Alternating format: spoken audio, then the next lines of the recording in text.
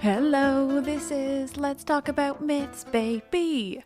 And I am your host, Liv, here with another wonderful conversation episode.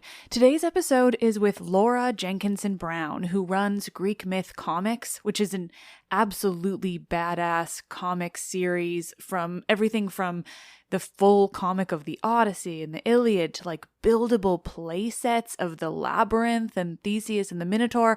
Honestly, her work is incredibly cool, and we have become friends over the internet over the past few months. It's really fun. We had such a fun conversation that it became one of those ones that got a little off the rails in the best way imaginable, in my opinion. We set out to talk about the Homeric heroes, so specifically to go through heroes from the Iliad, Odyssey, and then the Aeneid, even though obviously that's not Homeric, but you know, it's close enough. We set out to talk about some of those heroes, their flaws, their stories, just everything about them, because Homeric heroes are both of our thing. We did begin by intending to kind of rank them or rate them in some way, which then sort of dropped off and we forgot to finish it because we ended up talking for over 2 hours, and I've drilled it down to an hour and a bit long episode for you all. But it really was so much fun. Obviously, towards the end when we were talking about who was the least ideal hero, we did end up covering Theseus because truly, how could we not? I am me after all, and I now have a type, and that type is just reasons for me to rail on Theseus for how horrifically bad he is. But isn't it fun? Oh my gosh. Anyway, this was such a fun episode. It was recorded a few months ago now, so just sort of take that into account in terms of what we talk about. I'm considering releasing a bonus episode with Laura as well, with more of the things we talked about, because she is a secondary school teacher in the UK, and some of those little bits and pieces were really fascinating. As it is, we do talk a little bit about what it's like to teach classics and ancient history to secondary school students, because that in itself is so cool to me, and I'm deeply jealous of anyone who gets to learn that much about the ancient world that early in their life. Utterly fascinating conversation with Laura. She's just so much fun. It was so much fun. As I say so often with these conversation episodes, I hope you enjoy it as much as I enjoyed recording it. I truly just love to be able to ramble on about the heroes in this way and just release it all to you guys. Primarily, we did talk about Achilles, Odysseus, and Aeneas, the sort of stars of the show for each of the three epics, but of course everyone gets touched upon in their own way, and so does the movie Troy, because how could we not? You should absolutely check out everything that Laura does. You can find her on Twitter at Greek Myth Comix, that's comics with an X, as well as GreekMythComics.com, and on Instagram under the same. There is such incredible content, especially if you are a teacher, because she does have all of this content available for teachers to help in the classrooms, for them to use in their classrooms, for supplementary material. There's videos and comics and all of this stuff. It's really incredible, all the work that she's put into this, all with the intention of helping teachers teach students about the ancient world and these epics specifically. So you should absolutely check out everything Laura does. She is awesome and just so much fun.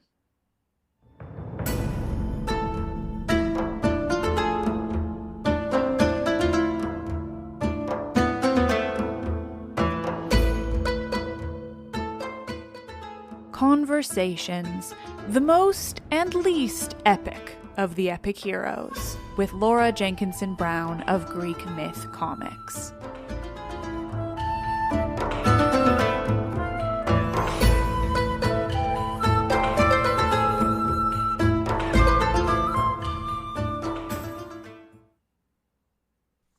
So thank you so much for coming on to talk about heroes today. And yes, why don't you give us a little rundown on you? Oh, thank you for having me. So kind of unlike most of your guests, I don't have a book or a doctorate, but I do have nearly 15 years secondary school teaching experience. And basically I'm a massive nerd because I don't really have a full degree in classics either. I just sort of blagged my way into teaching it and English literature and never really looked back. And so I'm mostly therefore kind of self-taught, but self-taught like since I could read, and we went to libraries every week, and all the Greek myth books were clearly the most fascinating. And also living in London, we were able to go to all the museums, and I Oh, went to the British Museum a lot. I made friends with a mummy in the Egyptian section that also had red hair and was my only other red-haired friend. Did not know that was part of the embalming process, but still didn't matter to me. details. Yeah, I went and talked to Ginger all the time, and very nerdy altogether. And just I have this need to teach the reasoning behind everything and try and explain things, because kids always ask fantastic questions, so it always kind of keeps me on my toes. And Greek myths really keep you on your toes when you're teaching because they're really rude, and I love that. But also it gets really boring having to say the word rape to 14-year-olds like every few minutes in some lessons. Yeah, that's so fascinating. So, I mean, I feel so similarly to just being a pretty massive self-taught nerd. Like, I have a classics degree, but it was almost 10 years ago and I didn't intend for it to be a career at all. So, I took it seriously, but I didn't take it that seriously. I just Yeah. was like, this is fun. And then yeah, since then it's kind of like, certainly before then too, like there's a reason I went into classics, but it's just like, I mean, the last 4 years of my podcast have been like self-taught, figure all this stuff out. And I've gotten to that point too where all I want to do is to be able to like answer questions that people aren't really asking me, which means I then just like ramble and ramble and ramble because I have like these theoretical questions that I'm answering in a single episode. And I but so do you teach classics to high school students? Yeah. So I That's teach, so I suppose UK school system. I'm a yeah. secondary school teacher, so I get them aged 11, and it's year 7, or in my school it's first year, and they have Latin for first year, which is really great because it's not in enough schools anymore. I was really lucky enough to do Latin in a non-private school in the UK, a state school, and it was very limited numbers could do it, and we did it as like a before and after school additional session, and it kind of changed my life. Really, I'd never have had that influence. We didn't get to do Greek, and I still have absolutely no Greek because I find symbols and numbers really, really difficult, and I find Greek really, really hard. I've been trying for a very long time. I'm trying to. I get it. But then in second and third year, they either do Latin or they start doing classical civilizations, which is great because again, loads of schools don't even have this at Key Stage 3, this level, or at GCSE then, which is when they're 15, 16, and that's an exam that they can do. So I'm able to write my own course, which is just fab. So I've got the Minoans in there as much as we have, and I kind of made it a critical thinking course as well, so they can question by looking at artifacts what they could tell us about these peoples, and then we move on to sort of more well, the Mycenaeans and Troy and whether it was real, and we talk about Schliemann, as my kids know, shaking their fists, Schliemann. That's the great thing I'm really glad they come away with third year. And then the GCSE, which is a proper exam, and they learn for 2 years, and that gives them a really good idea about both Greece and Rome. And it's now taught kind of comparatively. You look at the Greek side of things and the Roman side of things. So you start off with the gods, which is a great way in, because by learning about them, you start to know about the culture and what was important to these people, and then how it's different between the Greeks and Romans. And then that feeds into the other sort of aspects of culture. But then, for their second year, I get to teach them about the Mycenaeans again, and we get to read the Odyssey. So I'm very happy. Well, no, and then so for sixth form, I teach ancient history now instead of classical civilization. I used to just rock up and we would just read the Aeneid for like 6 months, and it was wonderful. And before that, we'd read the Iliad for 6 months, and it would also be wonderful. And then we can compare them. And now I'm teaching Fall of the Republic and the Julio-Claudians, which is great, but it's more history than literature, and I'm a literature nerd, so it's tough. But it is fun and wild in some cases, very, very wild indeed. That period of history. But Yeah. I I really prefer my epic heroes, because for 10 years I would like, right, so GCSE Odyssey, then A level Iliad, then second year of A level Aeneid, and some days it would literally be Iliad, Odyssey, Aeneid, and that was my day. It was bliss.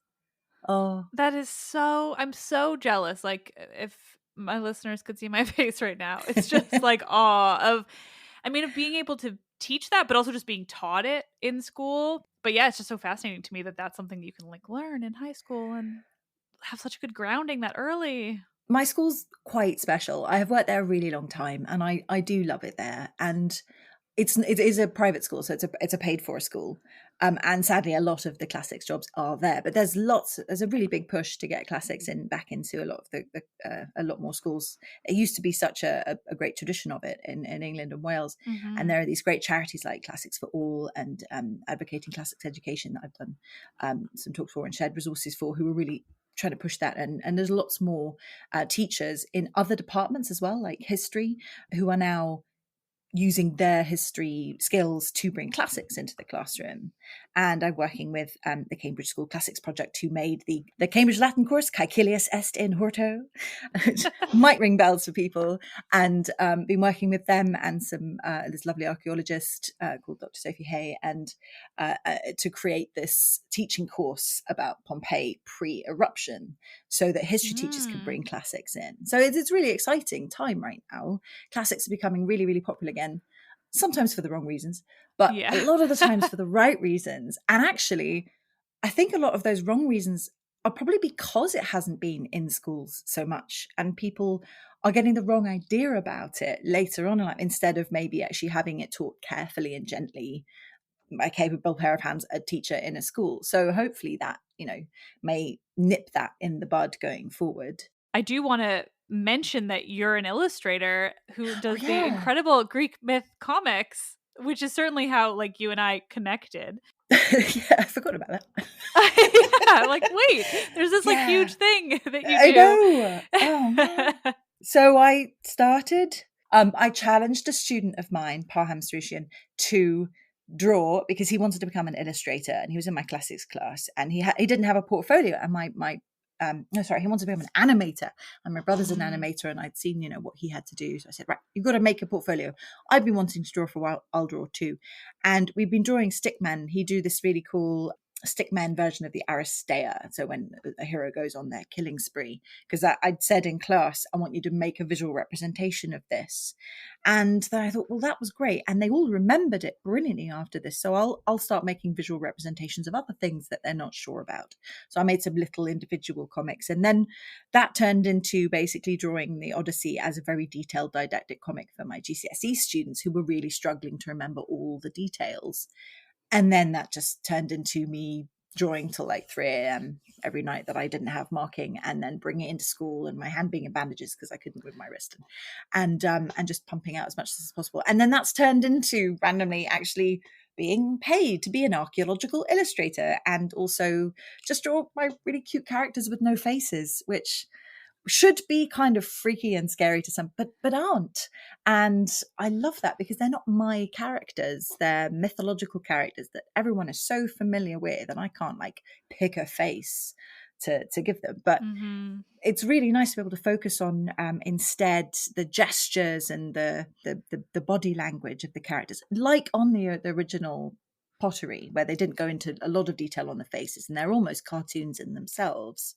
But also as well with the archaeological characters, we don't know exactly what they looked like. So that kind of work. But then my work comes back to me, and the kids have drawn the faces in, and they've decided what they look like, which is lovely as well. But it's I think sometimes you can get really bogged down in that sort of detail. And when you're trying to be educational, maybe it's not necessary. And Mhm. it can often be as well just a bit more accessible to not necessarily have to read a person's facial expression. So if you take out the face altogether and they just have the body language in the simplest stickman form, and that just seems to have become really popular. And I seem to get hits from schools and colleges and universities every day, and kids have their homework to look at this page on Greek myth comics and all the videos on YouTube, which is fantastic. So I've always kind of thought, oh no, I've sold out, I'm teaching in a private school, but actually this way I'm teaching everywhere, which is really nice. And then I could also give my resources to other teachers as well. I've got about 50 teachers using my class resources at the moment to try and get classics into more schools too, and some of them are my not actually drawn ones, but it's just really nice because it fulfills my need to explain everything all the time to everybody. So I'm very fond of all of the epic heroes, no matter what people say about them or think about them. And I had a long, hard think about this. And I mean, I've listened to quite a few episodes, and I was skipping through going, oh, wait, I should listen to your episodes on Odysseus and Achilles. And oh, no, wait, you don't have them because it's a feminist podcast, obviously. And they are, in a way, they are footnoted in a lot of episodes, and they are mentioned. And you've also done your readings of the Iliad and the Odyssey, which is really cool. So I tried to think of them from a female perspective, because that is just such an interesting way of looking at these texts. And there's been so much fantastic sort of classical reception novels and retellings lately, as some of your guests as well have done some really beautiful work. So I was trying to think about them from a female perspective, or the females in the text. Well, and it's interesting that you say it like that, because I guess, I mean, I haven't done episodes on these heroes specifically, and I've never really thought about it that way, but it's just because I've always focused on the narrative surrounding them. So because they are the heroes of epic, they're just in the epics, but they get so much attention anyway. And I rather like the point of your podcast. It doesn't always focus on the people who've always already had the attention, which is mostly the men. Yeah, exactly. I definitely try to give women their due, or if I'm unable to because of the sources, to at least criticize the men. Well, let's do some criticism. I have quite well, people say I'm left field coming in this way, but I think Achilles is actually quite a romantic. Okay. I will now prove myself. So when you say someone is such a romantic, they have ideals, and they maybe fall in love quite easily, and they're very passionate about their friends and their lovers, and they will do anything for the people that they adore, like Patroclus. I mean, he obviously completely adores Patroclus. I think it's book 9 when he does his incredibly shouty reply to Odysseus, and that, no, I'm not going to come back and fight for Agamemnon, who I've completely seen through you. And he's Patroclus has been there sitting with him, waiting for there's one of my favorite lines, I think it's the beginning of that book, where Achilles was sitting eating his heart out, playing his lyre, and Patroclus was patiently waiting for him to finish. and he's like, Patroclus, our friends are here, make some food. So Patroclus is dutifully looking after everyone. He's almost like a little kept man. He's not really allowed to fight. But then when he's doing his very shouty reply, Achilles says, and Agamemnon has taken my love from me, the woman I wanted to make my wife. And we're like, whoa, that's not what was happening, but he makes it sound as if it is. And so it's like, are you actually really upset about this? Because he is so very, very angry. A lot of that sounds like very off the cuff emotional response, not thinking about it. Or is he very calculatedly saying this to make them feel worse, that she's been taken from him? So that's quite interesting. But then by the end of the speech, he's saying, fine, I'm going to go home and my dad's going to pick me a wife and I'm going to go off with them. Like he's forgotten about her already. Although, again, that could be because Agamemnon has said, you can marry my daughter. And I would love to know how much of that anger is based on the idea that he was potentially used as a lure to bring Iphigenia to Aulis to have her sacrificed. You can marry Achilles. He doesn't want to be the lure before. The fish on the hook. So I think he's quite romantic in that sense, and that he's passionate, but he does, he has these really, really strong emotions, and he finishes off that speech basically by saying, nothing is worth my life, and that is what you were asking me to give up. So I'm going to go home and take my friends with me. And when Patroclus is then dead, his reaction is even more ridiculous and okay, I've just said ridiculous. He's not ridiculous. It's over the top, potentially over the top, but it's real.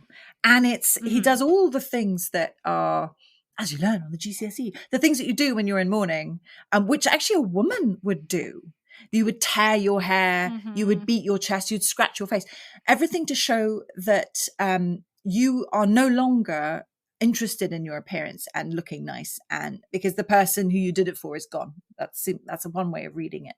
And you will put yourself in physical pain because that is how you feel. So there's a physical idea of the pain. He gnashes his teeth and he's on the floor and he's on his hands and knees. Yet once he has fed that ire and killed Hector, and then needed even more and dragged Hector around, and then given Hector back to his father, he seems to go off and fall in love with Polyxena in about 5 minutes.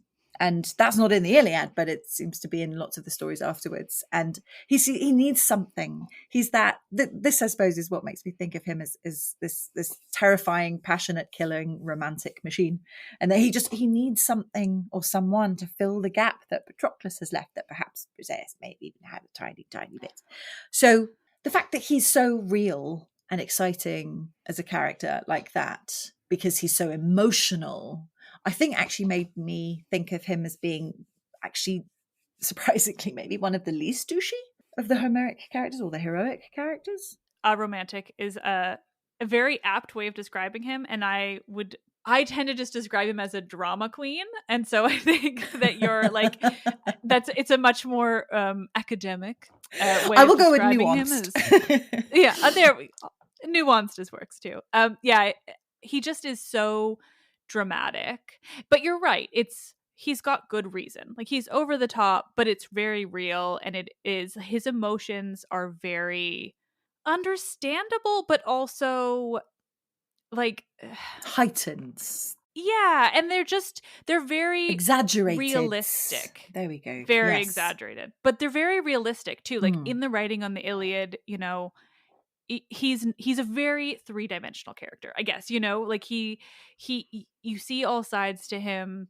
You might not like any one side necessarily, but He is has terrifying. depth. Yeah. He's awful, but he has so much depth, and you really like get a sense of where he's coming from, what he's doing, and what motivates him. I mean, and what motivates him is, his own ego for the most part. But you see that when you're, reading about him. I see. I feel sorry for him now. Well, because he's this man with two fates. No one has two fates. Well, he has a choice, and the Heraclitus says a man's fate is his character. He has been raised by two opposing parents. One who wants him to be a killing machine, and wants to hide him away and make him much less like that, and temper that killing machine by leaving him on an island full of women and hiding him as a woman for a while, in fact. And so he's got these two very opposing forces. And then he's brought to war. He wasn't ever trying to marry Helen. He'd be far too young. He must have got to the war age like 15, 16 or something. And the only reason, the only thing he can do while he's there is fight. And he knows that he will either live this short life full of glory that his dad wants, or he can jolly well go home and live a long, boring life where he will at least enjoy it, which is what his mother wants. And then he gets to do neither, because he's caught in this argument. He sort of trapped himself into it. Agamemnon won't apologize. He won't apologize. He sits in his tent watching everyone die, not getting any glory, and in fact getting the opposite, the eidos of everyone knowing that he's just sitting there when he could be helping. So I suppose, yes, drama queen in the way he responds to that, but he has so much going on that I do feel quite sorry for him. I've seen kids like that who've been so upset about their grades they burst into tears, and their parents are going to be so disappointed. But I've also had ones who were like, just they really, that one kid I had was really brought up by this really quite brutal father, and then his father was away working, and then he had this really soft mother, and he was just so conflicted, this young boy, about how he was meant to act. And I kind of see a lot of Achilles in him. I think my issue is I need to read the surrounding stories, because I've really only read the Iliad when it comes to primary sources featuring Achilles and Song of Achilles. So everything you're saying is very, to me, that I only connect it to the Song of Achilles versus any kind of ancient source. I think most of my understanding of Achilles is just from the Iliad, with then just a little bit of additional myth that I learned actually from using War with Troy, which is another school resource that you can get from the Cambridge online resources, and it's lovely. It's these two fantastic storytellers retelling the story of the Iliad, but adding on a bit at the beginning so that kids have a bit more context. Because the Iliad is only, like 50 days in the 9th year of the war. It doesn't have the rest of the context. It doesn't even have the horse, as I love to tell people. I know. But he is so well characterized. And I know I mentioned a few other things there, but I think even before that, his fantastic speech in Book 9, which, let's face it, is one of the only times we see a lot of him in the actual Iliad. It's just so full of detail. And maybe it was me starting off as an English teacher. When you're reading poetry, actually, interesting enough, I'm going to forget her name now. Emily Dickinson. Right. Okay. But she wrote this poetry and she uses all these dashes to show her passion and her mind going this way and that, which is actually a very Homeric thing to say. And the way the translation I had, at least anyway, had Achilles speaking and there's lots of dashes and he's changing his mind all the time, that immediately tells you he's in a passionate state. He's not thinking straight. And when I realized that the first time I read it, not as a student, and I was able to sit and really enjoy it, and I realized how angry and upset he was, and I started having a bit more of an idea about him as a character before I'd even found out anything else, which I think is beautifully done in Song of Achilles, by the way. I think that's one of my favorite classical reception novels that I would absolutely recommend to pupils to read alongside or after reading the Iliad. Maybe not before, but afterwards, because I think it enhances it so much. It does, and it's so accurate in terms of like the events of the story and the characters and everything. Not necessarily, I mean, obviously, like their relationship is romanticized beyond the text, but in terms of like the events leading up to the war and everything, you really do get a sense of what kind of happened beyond that short period that the Iliad actually covers. Yeah, I mean, I guess Achilles, he is very fascinating, and I think thinking about him in that way where he is torn between his two fates and his parents and all of these different aspects, you really do, you get to sympathize with him in a way that I think doesn't necessarily come across without looking into more of him as a person versus just the way he reacts to things. But I suppose as well, these epic poems were performed to people who knew all these stories. Mm-hmm. It is so interesting to think about it that way, where they would have known all the characters, and depending on the time frame, you also would have had all the others in the epic cycle that they would have been familiar with as well that we don't have. Yes. And so all the different like levels of what the people listening to it then would have known that we don't know, or that we only know fragments of or concepts from, is always, that's the thing I harp on now in like almost every episode of this podcast, is just considering what we don't know. Oh yeah, I've been trying to get my head around the epic cycle, and I can't even get people to agree on what it actually constituted to begin with, potentially. So that's a whole nother thing. It would, yeah. There seems to be sort of like differing information about what falls under that category of the epic cycle, but just even the fact that there were so many epics. Yeah.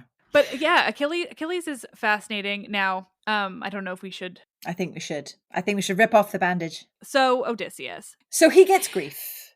He gets, oh, you stayed on this island with this woman, and then you stayed on this island with this one for 7 years. You clearly don't love your wife. He gets that. And he gets, you try and trick Penelope when you get home. And it, again, just in terms of like how he's threw a baby and then how he's yes. But he also saved another baby.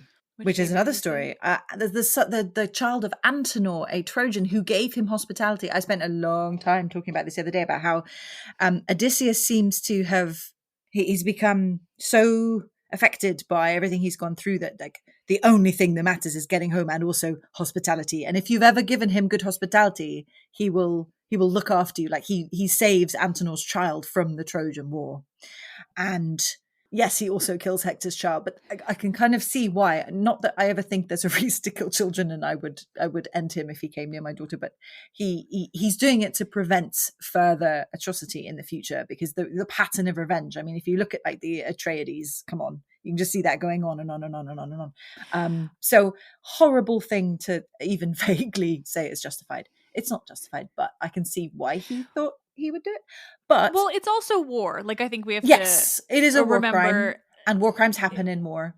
That definitely yeah. is a thing. But he didn't want to go to the war. Let's not forget exactly. this. No. And I was making the argument, again, I'm going to get shut down so badly for this by everyone who hates him and says he's no good. But I love him, so I don't know who you think is going to come for you. Well, I know you do.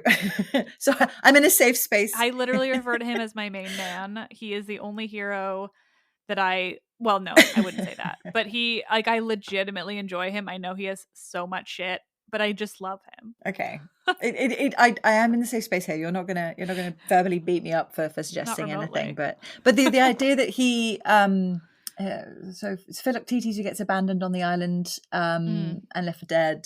But Philoctetes was the one who lit the pyre for Heracles when he was dying of the poison of the shirt of Nessus. Again, I didn't know any of this stuff until I actually started teaching it and had to look it up. And so, Philoctetes would understand what it is. He's got a venom wound from a snake that it's not going to heal. He should know. He's basically walking dead himself, and who's the other chap the one whom he has sort of a battle of wits with, like the guy who's maybe slightly Palamedes, the one who's maybe slightly cleverer than Odysseus, and Odysseus really hates him. But Odysseus had Palamedes come to his home and say he had to go to the war, and then see through his disguise of being insane by putting his baby Telemachus in front of the plough. That contravenes Xenia. He's basically endangering his child in his own home. He has to go. So this is he in his mind, he has justification for these things. And then the whole Odyssey is about hospitality and being a good guest and being a good ghost. No, being a good guest. Well, there are ghosts in the Odyssey, but still, being a good guest and being a good host are two sides of Xenia. And if you are a good host but your guest is terrible, then revenge occurs. Like the suitors, they not only eat them out of house and home and overstay their welcome, they also plot to kill Telemachus. Another person trying to kill Telemachus. Oh yeah, they don't know what Xenia is. The Cyclops eats his guests. He's outside Xenia, but he still gets punished for it. Paris steals his host's wife and all of his goods that came with the wife, and the war, Trojan War. So I was arguing that this is a really, really important point. But from a female perspective, this idea that he just spends all his time making love to these women and not actually getting home to his wife. And would you be able to, knowing that if you refused, your wife might be in danger, not sleep with an all-powerful goddess with the power of life and death over you, potentially? If you were to say, no, I'm not going to sleep with you because my wife is my life and she's prettier than you as well, would that not endanger your wife's life, given all the other myths about how having that kind of hubris against the gods immediately gets you killed or turned to a pillar of salt, or all your children murdered, even if you're stating a fact, like, I have more children than Leto? So this is how I can defend Odysseus, is exactly things like that. So I actually had I got to a little heated, not actually heated, but DM back and forth with an account on Twitter who was suggesting that Odysseus was one of the worst heroes. And I actually had myself trying to present reasons why obviously Theseus is the worst. Oh, yeah. Yeah, exactly. Thank you. That's the right reaction. This person was not... I frankly, I can't actually wrap my head around people not seeing Theseus as bad, because I think, and not to move this onto Theseus, but I think that if you hear the things he did, then there is no actual way to excuse them unless you're excusing things like assault. But anyway, my point is about Odysseus, which is that most of the things he does, while they might not have been his best option if he'd really thought about it, I can see why he did it. So I do think how he married Penelope is slightly problematic. The recap there of he went to marry Helen or to be one of the suitors, but knew he wasn't going to get her anyway. so he made the deal to marry Penelope instead. And I see now. There are different versions of that story too, interesting. where he's Okay. not a suitor, but he goes anyway because he's only the king of this backwater island. He's not a great king, really. He's just a leader compared to Tyndareus, who is king of Sparta. And Penelope is daughter of Icarius, nobleman of Sparta. And so by doing a great favor for Tyndareus, he then gets Tyndareus to speak on his behalf to get Icarius to let Penelope marry Odysseus and go off with him. That's the version that I was taught. And then I found out later, well, he went and tried to get Helen, really? And I don't see that in his character at all, because Penelope seems to have a very different draw for him than it being about looks. When he is visiting, well, not visiting, when he gets to Troy, no, sorry, I'm tired now. When he gets to Ithaca finally, and he's in disguise, and he is actually sitting in the palace having a discussion. There's all the dramatic irony. She's going, "Oh, if only my husband come back," and he's right there, and he's like, "Be cool, man, and don't let on." But he compliments her. He says, "You are like a king," which is the biggest compliment he can give her, basically saying that she has ruled the land in her husband's absence. Because I don't think queens did that at that point, so that wouldn't have been so much of a compliment. And he has such respect for her, and he sits and he listens, and he seems to hate actually lying to her at this point, but he has to keep it up, so that everything is perfect. When he finally reveals himself, all the blood's off the floor, and everyone who's bad is dead, and it can be perfect like it was before. And then she gets her own back on him a bit by testing him with the whole bed tree scenario. I am assuming everyone's listened to this because they've listened to your bits of the podcast on this, which I think actually is more about showing how good they are for each other. And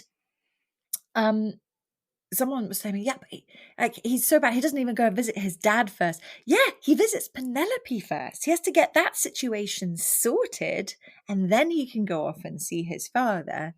And the whole sleeping with these goddesses, the first one, okay, he definitely stays too long. He stays for a year, but you can't sail all year round. Yeah, I would argue. I mean, she's a sorceress. Yes. And badass, let's be honest. She is I amazing. do love Cersei. Yeah.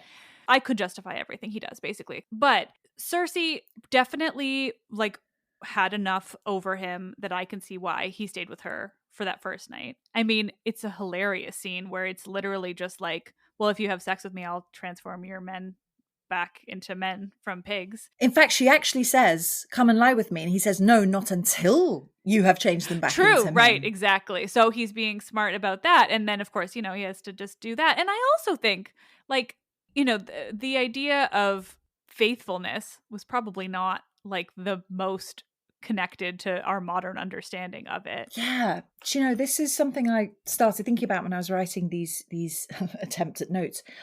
You don't hear about Odysseus having bed slaves at Troy, but you hear about all the other Everyone heroes else's having them. Or maybe not Menelaus, actually. I don't think that's mentioned, but obviously you hear about Achilles, you hear about Patroclus, you hear about Agamemnon, and you can probably assume about a lot of the rest of them, because there are an awful lot of enslaved women being passed about. It seems to, they say we divvied up all the women from all of our exploits around the area, and there are none left.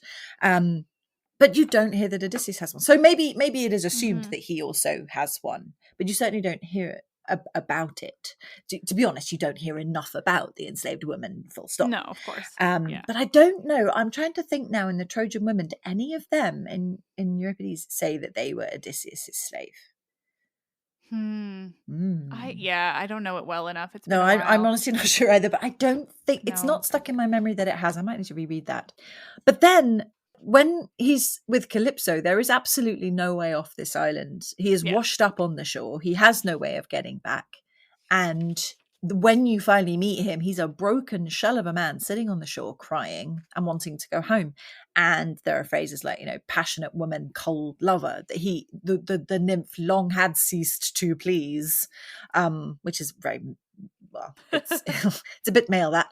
But it may be, he's been there 7 years. He's kind of become a prisoner of her lust. She offers him marriage, and everlasting life. And amazingly, he has turned that down. And when you think about what Achilles was crying about, he wanted his name to live forever because he knew he would die, and that would be the only bit of him that could be immortal. Odysseus is turning down actual immortality to be able to go home, and that's a massive deal. It's almost like she's started keeping him there out of spite, especially then when Hermes comes and tells her that she has to give him up, and she has that fabulous rant. I love that. We spend a lot of time looking at that. Good. It's quite sort of early feminist, you men, it was all about double standards, and you male gods can do whatever you like, but when a female has a lover, you ruin it, and it's unfair. And she's absolutely right. But at the same time, she's kind of using that as an excuse to keep Odysseus as kind of her pet. And he clearly doesn't want to be there, and she can see that, but she forces him to stay anyway. And then when she says, fine, you can go, and she even's like, friend, why are you crying? Off you go. And he's like, what? And he for the rest of the story, he seems to be completely lost. He doesn't know who to trust anymore. It's like she's gaslighted his entire experience.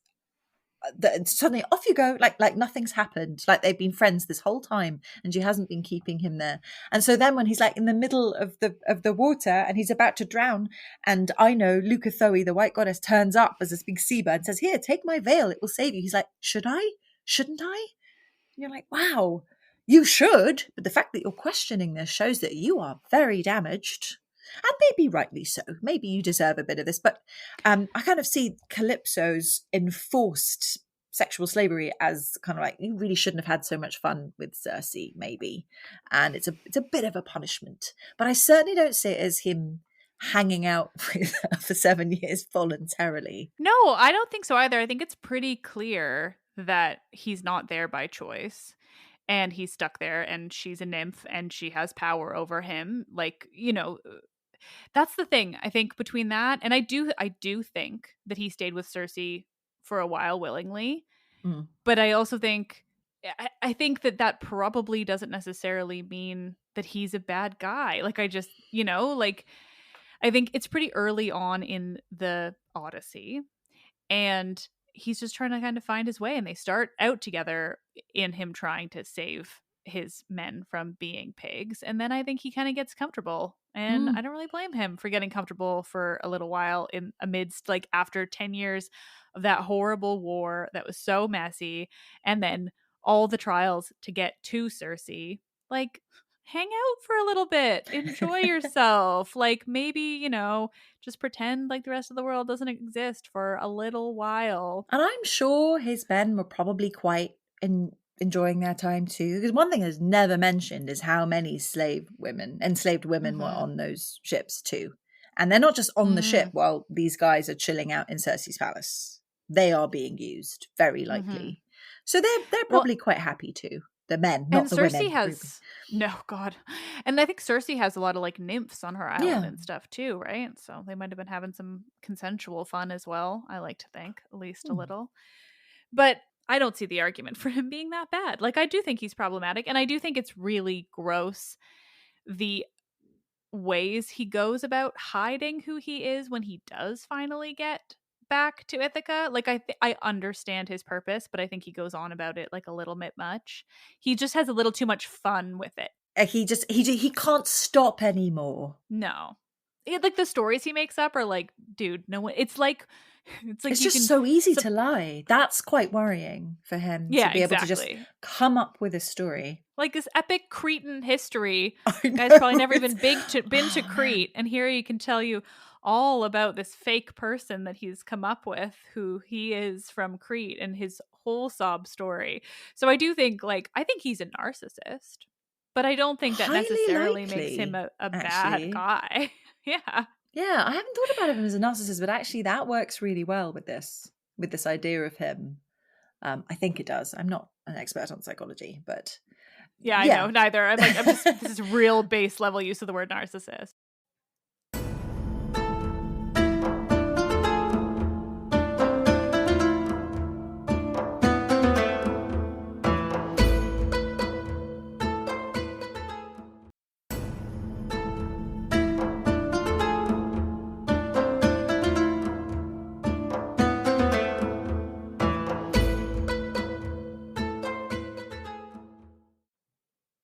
when the heroes say, I am so-and-so and my fate has reached the heavens, they are, factually speaking, correct. But it does sound like a massive, massive brag. They're not humble braggers, really, are they? No. I am straight up amazing. Be impressed. Because the gods know my name. But, in a way, that's kind of true. Well, they think it's true. Then we have to discuss whether the gods are just, there to make people feel better or make them feel worse. And anyway, that's a whole nother discussion. And we should talk about Aeneas, because he's the third in the trilogy, sort of. Most of the memes about the Aeneid are about it being a copy of Homer and not as good. Fan fiction. And that really, really annoys me, because if Virgil was writing now, he'd be so lauded for having made this really fantastic subplot about another character, and it's not so nice about the Greeks anymore, and it's a bit gritty realism, and there are some nods to Homeric style, and that you will get, have you read them? And people would think it was great. That's so true. Okay, I haven't in my own lessons said, yeah, he's straight up taken this simile. Hermes flying over the waves like a seabird is from the Odyssey Book 5. And my favourite bit where and Odysseus kills a stag. I think it's on Circe's island, and he kills a stag and he feeds it to his men, and it goes on about what a monstrously huge stag this is. Wow, he's so great to carry the stag. It's so big. Yeah, he carries it around his neck. Yeah, but Aeneas, 7 stags. Take that, Homer, says Virgil. 7 stags. Well, probably Achates carried one, because he's always there. But, I think as well, just like you were saying, to add colour to poor old Aeneas. 2 of my classes were during Game of Thrones' very long structure, and they decided that he was Jon Snow, and that he was boring and didn't really do anything, but was a very important character and was very nice and would probably win in the end. That's so accurate. So, except for that last season of Game of Thrones, we can forget that one. Aeneas is so fascinating because of his origins and then the Aeneid. Somebody tweeted at me recently and they were like, don't you think that there needs to be like a transitional chapter between the Odyssey and the Aeneid? And I just jokingly replied, like, yeah, it's just that there's like 1,000 years in between. So it's so like they feel like they should fit. But then you think about them like historically, chronologically. And yeah. I mean, there's even little things like it's all about the bronze weapons in the Odyssey and the Iliad. And then suddenly it's talking about iron and steel.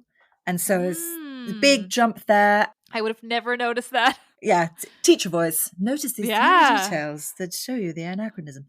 And some of his similes are not quite as good as Homer's similes. Like, I'm being a bit mean there, but there are some similes that are they're less than exciting. Well, and he doesn't have the same the way that Homer will tell you this whole epic side story as a way to say that like the horses ran along the sand, or it'll be like the horse. This is not remotely from it, but like that. And as blah blah blah blah blah blah blah blah blah blah blah blah blah. So did this person do that?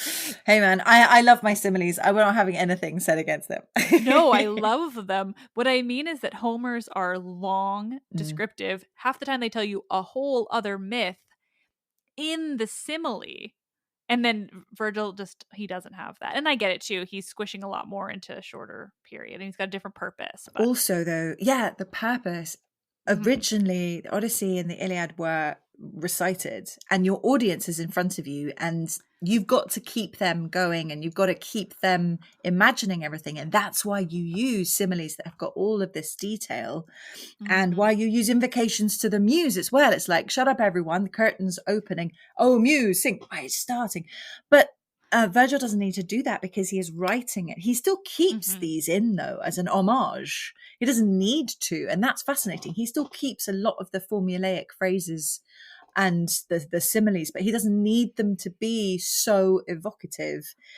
And now we're not discussing Aeneas, we're discussing Virgil. But there we go. This is the thing. Aeneas, it's just not about Aeneas. No, Aeneas is Virgil. Like, yeah, you can discuss Aeneas in the Homeric sources, and then you're discussing Aeneas, and there's not a ton to say. But if you're discussing Aeneas in the Aeneid, you're discussing Virgil because it was just like a series of choices, and it was all about why he was writing, and that he was forming a narrative, Mm. like in the written word, versus a Homeric bard who was just telling a story to whoever was around, and he needed to remember it and they needed to be entertained, and so Mm. that was the purpose to all of it. Yeah. So I think it's nearly impossible to talk about Aeneas if you're talking about him in the Aeneid without diving into all of Yeah. that. But at the same time, Aeneas in the Iliad is fascinating for his own kind of ways, which is just that, like, he does seem like he's ready to be this really important character. Like, I think it really suits that he then goes on to found Rome, you know, because it, as far as Iliad characters go, he's quite interesting. You know, we have this guy who's one of the only, well, no, I shouldn't say that, but he's, you know, he is a son of a goddess. I was going to say one of the only ones, but there's quite a few sons of gods in the Iliad. Well, no, you're But probably right in that he's son of a goddess, which a goddess isn't and as somebody like common. Aphrodite. No. Yeah. And he's very linked to Achilles in that way. Like, I can't think of another who is the child of a goddess other than Achilles and Aeneas. No, I can't. Not off the top of my head, actually. Not in that frame. In the Iliad, yeah, in those characters at least. You know, there's a lot of sons of Zeus. There's son of Heracles, but yeah, being the son of Aphrodite is very big. And then having her save him on the battlefield, right? Like, that's huge in terms of storyline. Does it happen? It's after she's done that for Paris, right? I suddenly can't remember. It must be, because that's quite book 3. So yeah, because otherwise I would have thought it's like setting that up, but it's not really. But it's like she has form for doing it anyway, and it's that weird thing because that's unexplainable in any other way. It's divine intervention, not just inspiration, but actual which they never get right in films, or that god awful fall of Troy. Never do that. But it is no other way of explaining it, and it's magical, that moment, when it's done right anyway, where she swoops in and saves her favorite, and she gets injured doing it, which I think is also a key point, because like, she as a goddess, she actually, like, she is cut, she bleeds. Like, this is one of the few references to actual ichor. Yeah, like it's one of those things. I think it is so unique, and it's so interesting that it's Aeneas, because, like, I wonder if it would stand out so much if he hadn't gone on to be Aeneas for Rome. I think it would. Like, I think because there isn't another character who gets like, Paris has divine intervention, but it's not the same. It's very much like, you're a sad loser, like, we're gonna help you. Whereas Aeneas, it's like, no, you're worthy, you're my favorite, I have to save you. Like, it's a very different level of intervention on his part. It's very much like about him being impressive and being important and being her son. Exactly. So almost like her property. And it's interesting as well, because the gods can't change fate. I mean, there's the whole thing with Sarpedon, and he's going to die, and Zeus can't do anything about that, despite being his actual father. And he sheds blood rain on the battlefield. But then, so that suggests that he wasn't actually going to die by Diomedes's hand, or she wouldn't have been able to save him. But we know that his fate is to go off and to found, not actually Rome, but like, he's not even the founder of Rome. He's the founder of Lavinium, which founds Alba Longa, which founds Rome. She saves him. He knows he's not going to die, but she can't help it. It's such a motherly thing to do. She just swoops in and grabs her child. Well, you're right. It's not like that for Paris at all. It's like, oh no, my sex toy. I must grab him and save him. And now go play. I just ruin everything. And that's super weird too, because you think that really Paris was destined to die at that moment. He really was about to die. So then that calls into question fate, and it's so difficult to discuss. And you know what is interesting is you can discuss him without going off topic when you look at him from the point of view of the female characters, because that's actually where he does get a lot of criticism. And I still think he's really not that bad. So he loses Creusa in the war, and Loses. you are rolling. Yeah, okay, see, okay. He has or his... forgets about her No! Okay. completely. She is not mentioned until book 2. You don't even know that he had a wife until book 2. Yeah, but book 1 opens... oh God, how does it open? It's been a while He's since I taught this. frantically Oh, he's getting like to going Dido's, through. of course. Well, he's literally about to die in a storm at the beginning, right? And then they end up on the Phoenician coast. And in that case, when he's talking about the fall of Troy in book 2, he talks about his wife. So technically, it's the first thing that he talks about.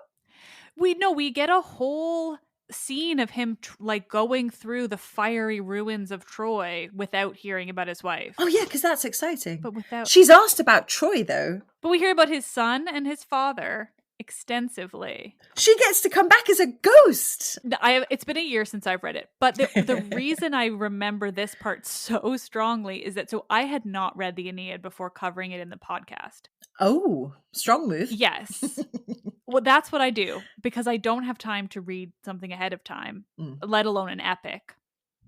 And also I have zero attention span and zero ability to focus on anything. So I hadn't read the Aeneid until I was covering it for the podcast. I got away with not reading it in school by just straight up like, I don't even know. I still did well in a course and just managed to not read the Aeneid when we were supposed to. But I was covering it, and so I did this whole first episode all about Aeneas and his son and his father and getting out of Troy. And then the second episode, I suddenly discovered he had a wife.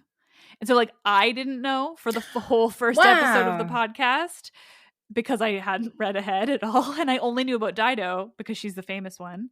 Yes. And so I remember starting like the second episode of the podcast where I was like, guess what, guys? He had a wife this whole time. Like, what an asshole. How could we not know this? And so it stood out so much to me for that reason alone of like, it was kind of perfect for the show. It was very fun in a way where I was, I think it emphasized how shocking it is because I didn't know in starting out the whole podcast about him. And I think I did like an early episode to introduce him as a character and remind people of him from the Iliad before diving into the Aeneid, and then have it be like suddenly like, oh, I guess Creusa. And so I think the episode I even titled it like, turns out Achilles had a wife and, or not Aeneas had a wife. And I just found it definitely came across as shocking. Oh, that is interesting. Because he and Dido both bond over this idea that they've lost their partner. But I thought the way that he loses Creusa is really understandable in that he's holding on to his tiny child's hand. He's carrying his aged father, who they've had to persuade to leave the house in the first place. He's like, I'm going to die here and go down with the ship. And then he's like, 5 seconds later, a sign. Okay, fine, we'll go. And she's got him over the shoulder. He's like, my wife is capable. She will be right next to me. He doesn't have to hold on to her because he knows she'll follow him. And then Virgil writes her out because she has to die. What he doesn't do is make her suffer. We don't have any horrible death scene, which can be gone back to. It's not gratuitous and grotesque. And in fact, instead, we have this lovely scene where he goes back for her. Why does everyone forget this? He runs right back into the throat. He's got all of these people waiting on him to lead them, and his son and his father. He goes back to find her. He can't find her, and instead he's allowed to meet her ghost. There's so many more ghosts in the Aeneid because the Romans are really superstitious and believe that ghosts have unfinished business and come back, and they do. And she's able to say to him to not feel bad about this because he has a new destiny now, and you will still remember me. And it's lovely, and he cries, and then he leaves because he has to, because she's told him to. And I think that's beautiful. You're convincing me. I am, because as well, and this is the thing, Aeneas is entirely a construction. Because there are so few stories, it seems, about him that have lasted into it. He is Virgil's pawn. And like you were saying, the purpose of the Aeneid is so different to what the purpose of the Odyssey and the Iliad are. And that poor old Aeneas, there's this great series of books by a guy called Jasper Fforde about Thursday Next Literary Detective. And it's in this world where the characters of books are alive and come out, and you can go into the books and visit them. And I was talking about this because there's this great bit where like all the characters in Wuthering Heights are at the I Hate Heathcliff recovery meeting, and then he swans in and he's like, I can't help it. And to quote Jessica Rabbit, I'm not bad, I'm just drawn this way. He can't help what he does because Virgil made him do it. And this comes to Dido as well, right? Dido is there seemingly to add some sexy pizzazz, which, as we can see from every modern adaptation of anything Roman, sex is very much on the menu at all times, right? So there's sexy caveness and there's orgies. Trying to explain the word orgy to a class of 12-year-olds is great fun. I spoiled it for them terribly by saying an orgy is just lots of something that you like. You can have an orgy of chocolate. You could even have an orgy of homework. And I think the words orgy of homework have just ruined that entirely for them. They don't find that funny anymore. But this idea that they do this, and it's a bit like what we were saying about Odysseus, like, relax a bit, man. Odysseus, you have a wife, you go back to her. But Aeneas, you don't anymore because Virgil wrote her out. You're allowed to relax a bit. And it's consensual. But it's difficult because Dido, for us, especially now, looking at her, she's this fabulous character who has so much more agency than many, many other female characters. She's an actual queen where that means something other than wife of the king. And she lets it slip. And she lets Aeneas, and he's literally being the king. And he's even like wearing the cloak that she's made for him. And Llewellyn Morgan has these really cool things to say about the cape and rather the cloak of Aeneas and what that represents, and this idea that it slips, and it's like he's literally let what his true destiny is slip, and then he has to go, and then that horrific. It's I have to leave, and not looking her in the eye, and she's just so angry, and he definitely doesn't deal with that in a particularly good way. He's like, right, we have to go. So secretly make preparation. Bad idea, she finds out. And so she's obviously really, really upset. But I think she's more upset with herself because of the fact that she's let him do this. But she knew that he needed to go somewhere and set up a place of his own. And she allowed that to happen. And she allowed herself to fall for him. And then she allowed her sister to talk her into it. And he doesn't expect her to kill herself, but he can't possibly understand what she has lost by giving him herself.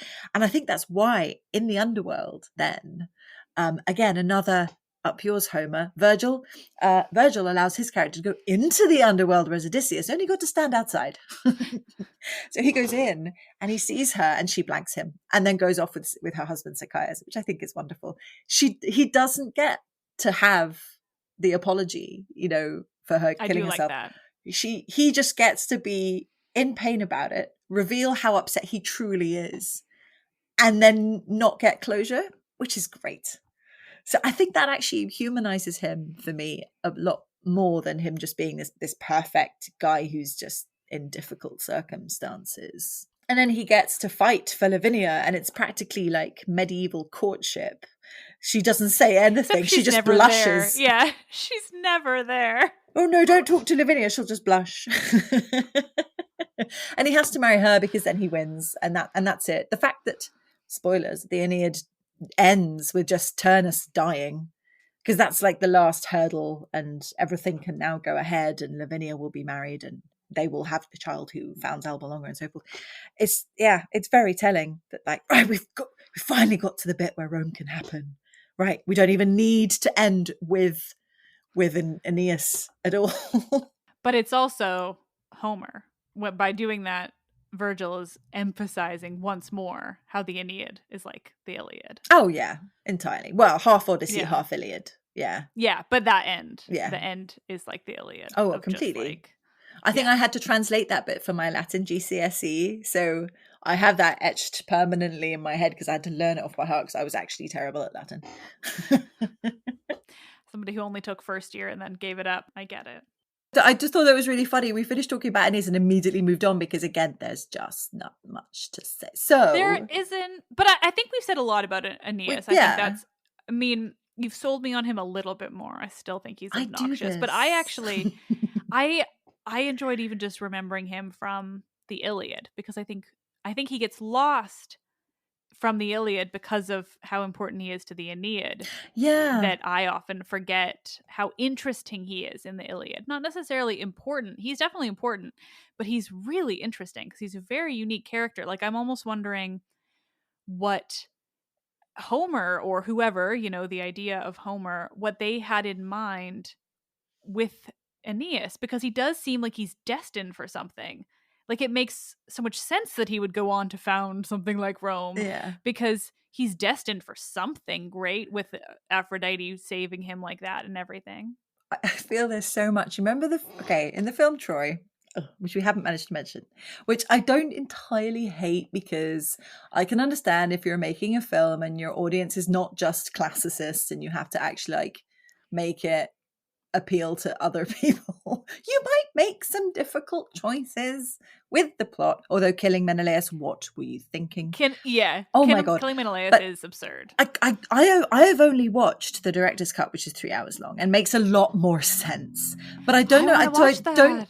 It's really good. Okay, it's not really good, but like it's but better. I get it. Yeah, it's I don't better. hate the movie. I like it for what it is, which is that there are not enough movies set in mythological Greece at all, Yes. and most of them are even garbagier than Troy. So, oh my God, so much more. I like Troy because it's not Clash of the Titans. But I don't know if it is in the normal cut of Troy, where right at the end, right, the Trojans are getting out through the back door, which they did have like the Sallyport gates in the Cyclopean walls of other palaces. So maybe they had that at Troy.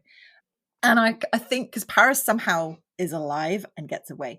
And I think he stops his boy and says, "Boy, what's your name?" And the boy goes, "Aeneas." And he goes, "Here, take the sword of Troy." You're like, were you trying to make a sequel? Or just what? Because that is lame in the extreme. And it's just, he's this young kid with his father. There's no kid. There's no Creusa in that version. I mean, if they wanted to make a sequel, they had Sean Bean as Odysseus. Where is that movie? Don't even get me started. That would be a perfect film. They even brought in his dog, right? Yep. That would have been so perfect. Odysseus as Sean Bean, or Sean Bean as Odysseus, to me, they are perfect. Yeah, I love Sean Bean. Definitely get on with that. But you know he's flawed because you've seen him as Boromir. Oh, yeah. Because Sean Bean is amazing. Yes, this is very true. So in terms of ranking these dudes then, I know we had already agreed that no one is worse than Theseus, because, I mean, it took me a while to cotton on to this because I didn't know as much about Theseus, him not having an epic, which says a lot, frankly. But the stories of him, and the fact that I do like the way you pointed out that his great Herculean efforts are just some guys who are bandit leaders. I mean, I think I really now that I've played Assassin's Creed Odyssey and killed a lot of bandit leaders, none of whom have names, I think I understand that even more. I mean, he's desperately trying to make a story around himself by walking to Athens and having adventures, possibly, but it doesn't work so well. But then, I mean, it's that, but then it's also the bit where he accidentally forgets to change the sail. So, I mean, he has no love for his father. This man abandoned him when he was a fetus. And is clearly, I mean, just to be honest, I kind of wish Medea had managed to poison him. It would have been a much more interesting story. But, I mean, so many things then. As soon as he has power, he abuses it so badly. And I mean, you've already done episodes on that. So we know Theseus is just a wrong un. Well, the thing I want to emphasize, because I don't know if you've listened to my redo of Theseus, which are so much better. I think those were the ones I saw that you did a review, so I went straight to those instead. Good. I love those episodes. But primarily because my theory is not only are his Herculean efforts just like some dudes along a road, but also it seems awfully coincidental to suggest that there just happened to be like 6 of the world's worst, most creative and ridiculous bandits on the walk from Trozen to Athens. It just seems awfully coincidental. And so not only are those not impressive efforts, but I stand by that Theseus was actually a serial killer who just killed a bunch of people, came up with these stories about them so that when he got to Athens, he had all this heroic shit to talk himself up because, I mean, he'd done basically nothing. He'd killed some dudes. And then, you know, to try to prove himself even more, he went to capture the Marathonian bull. But even that, he didn't even do anything heroic with it. Like, he caught the bull, but then he paraded it alive through Athens before sacrificing it so that he could really show off. Like, he was all about looking like a hero in every imaginable way versus doing anything heroic. He killed more, like, I feel very strongly with Theseus. You're getting so angry. This is awesome. He almost exclusively killed humans in a way that no other hero did. Like, he killed the Minotaur and the Marathonian bull and no other, I don't think, famous monsters or creatures of any kind. It was all people. And then he spent his time kidnapping women, including like 11-year-old Helen, and then going to the underworld to try to kidnap Persephone. And then I always see that Ariadne. As a drunken, let's go to the underworld. Yeah, exactly. Yeah, and so, I mean, between that and abandoning Ariadne on an island after promising her a my life. God, I'd even forgotten about. That's the most obvious one. First of all, that was the first one I learned. Like, there's a red flag. Right, and then he married her sister. Oh my God. And then he also kidnapped and imprisoned an Amazon and allowed Athens to go to war with the Amazons just because he wouldn't give her up. And one of the so-called bandits he killed, he also raped and impregnated his daughter. So the list of victims of Theseus goes on for miles between the women and then the human beings he killed, whereas most other heroes are killing monsters as they're supposed to. Less so the epic heroes, I suppose. But if you're talking about heroes that aren't from Homer, they're killing monsters. I mean, that just seems more of. I mean, the Homeric ones are killing people in a war situation where it's basically legal murder. Yeah. So it's Mm-hmm.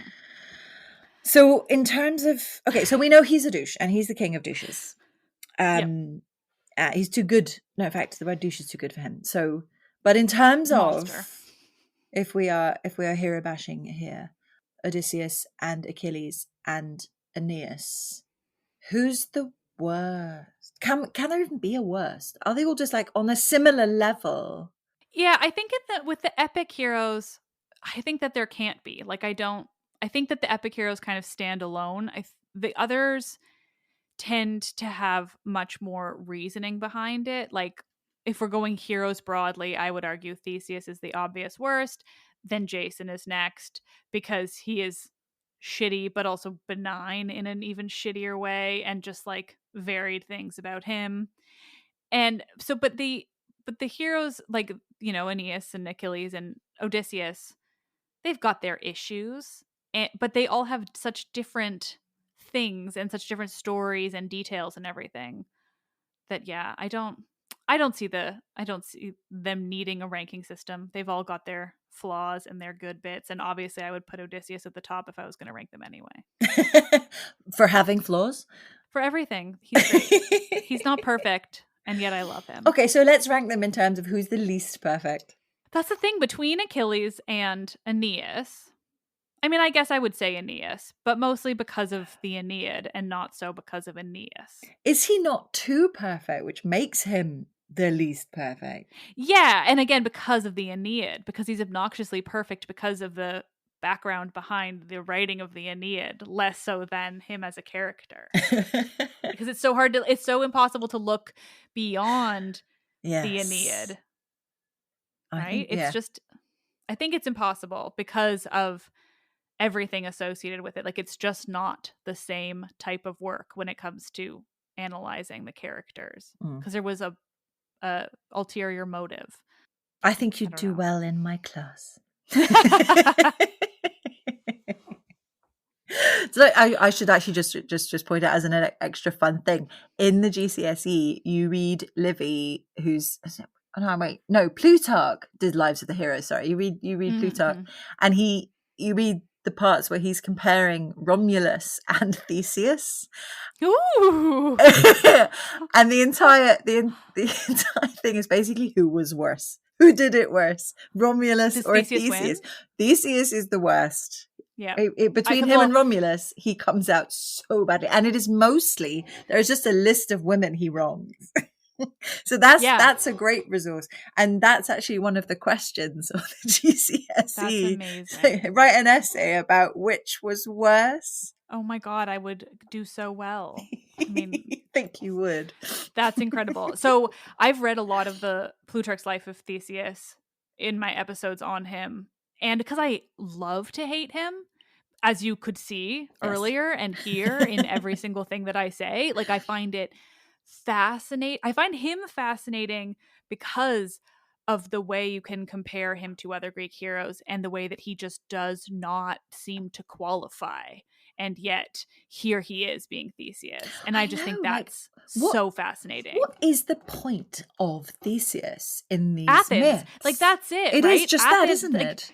Yeah, the only thing that makes him a hero is that Athens has him as their founder, and so they decided that no matter all of the absolute horror that he committed and nothing heroic, that he gets to be this hero amongst heroes who legitimately did something. And we know about him in such an interesting way where like I mean, I don't think that I'm not learning about this now from anyone that's not my own brain. So I don't know if people talk about Theseus as a traditional hero, but I can't imagine the defense of that. Whereas there are so many heroes that don't get talked about at all, like Bellerophon. I find so fascinating and no one ever talks about him. Pegasus gets written by like everyone except Bellerophon in all pop culture, which is horrifying. The poor guy. That's such a good point. Oh yeah, the poor guy is the only person to have actually ridden Pegasus in a myth. And then he like Heracles rides him and Perseus constantly. Started. Yeah, it's messy. And then Cadmus. I stand by Cadmus is one of the greatest heroes because there's no stories of him doing anything bad as far as I know. He's just like a nice guy who goes looking for his sister, and when he finds out he's never going to find her because of Zeus, you know, he follows the nice instructions, he founds a nice city, he marries a nice goddess, and then they're cursed and all their kids have problems. But they don't, and I love them. Yeah. No, you're right. There are lots and lots of characters that they just aren't as popular. Is it down to the salaciousness of the myth with him? Or is it really down to Athens trying to perpetuate this idea that they are the best and they are? I mean, there's another whole section on the GCSE where you're looking at artwork on Greek temples, and it's nearly always the Centauromachy on the metopes, them fighting the centaurs, and this idea that Athenians are conquering, for want of a better word, uncivilized monsters who do all the bad things. And they're continually putting this everywhere just to remind everyone that they're the best and they're the most civilized. And yet they're just people like everyone else. And they are not perfect at all, as you see from their history. But they certainly have this myth about themselves. And Theseus seems to become a really, really big, important part of this myth. So much so that the most exciting parts of his myth are the bits that make him look the most heroic. Him going to fight the Minotaur, him coming back and being really sad that his dad's dead and everything. Not really. And the whole like sword in the stone kind of thing, but it's a sandal and a sword instead that he happens to be able to lift. Yeah, and part of the idea as well of cynicism, and that he starts to unite the tribes around, but that only makes Athens even better again. So is Theseus popular because of Athenian dominance? And is that it? Wow, that's fun. Yeah. I think Theseus is one of their greatest bits of propaganda in a similar way to Aeneas. Like, I wouldn't necessarily say I'm arguing that Virgil was making propaganda, but regardless, like Aeneas. That's another essay question, to be honest. How far is it propaganda? Yeah. Yeah, exactly. It's an argument to be made one way or the other. But regardless, like, whether it's propaganda in the more traditional sense or not, Aeneas as a character is like base level propaganda to just suggest the greatness of Rome in a way that Theseus is that for Athens. And, you know, it's similar to like the war with the centaurs, like you're mentioning, but then the Amazons too, which is a little bit less about like uncivilized and more about them conquering this great warrior tribe, because that's also what's Yeah. depicted all over Athens, or was. And so, you know, I think they were just so obsessed with being like the best. I'd love the idea if like if it was modern times and Theseus is their hero, and then all his backstory, his horrible backstory starts coming out, and it's like on Twitter, and he's like, no, it's fake news. I just love this idea that he would be this guy going, that's absolutely false. I've never imprisoned anyone in my life, and you can check with my mother. But thank you so much for doing this. Oh, and thank you. And it's been lovely to chat. And yes, you too. I can't believe it's chatted for so long. I know. I did say this would happen. I'm terrible. It's been very fun. Yeah.